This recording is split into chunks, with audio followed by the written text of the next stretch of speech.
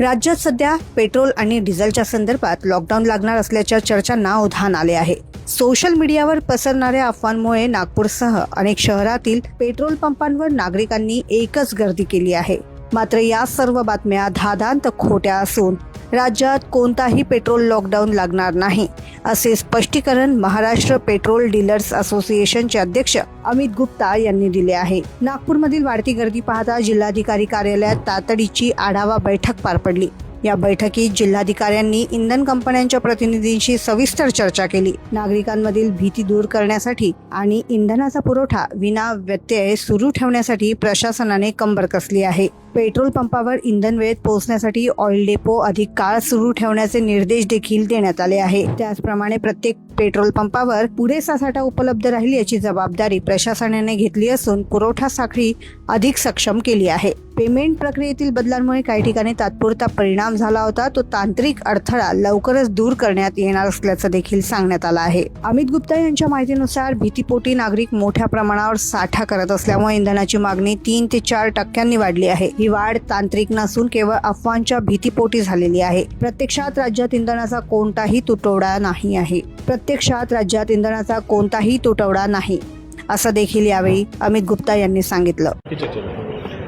आम्ही जिल्हाधिकारी साहेबांना सर्व परिस्थितीनी अवगत करून दिलेलं आहे आणि ऑइल कंपन्यांनी पण तिथे सर्व पेट्रोल पंपवर माल पाठवण्याचं आश्वासन दिलेलं आहे।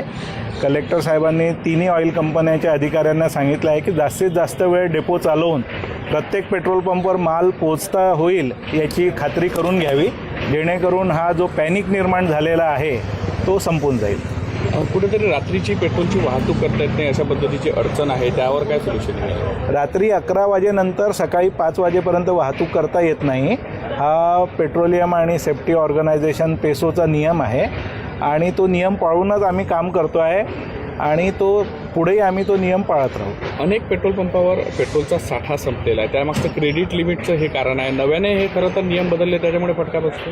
क्रेडिट लिमिट म्हणजे आम्ही सकाळी जो आम्हाला माल यायचा तो दिवसभरात आम्ही त्याचं पेमेंट करत होतो, तर त्याच्यामुळे काय आहे की पेमेंट नाही आलं म्हणून कोणाचं माल थांबत नव्हतं, पण आता जोपर्यंत पेमेंट अकाउंटमध्ये रिफ्लेक्ट होत नाही तोपर्यंत माल निघत नाही। त्याच्यामुळे थोडं प्रॉडक्ट सप्लायचा टाईम वाढलेला आहे, अजून काही नाही, माल येतो आहे सगळीकडून डेपोमधून।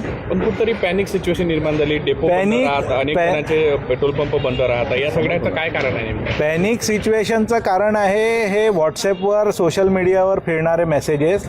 पब्लिकनी सोशल मीडियाच्या मेसेजेसवर लक्ष देऊ नये।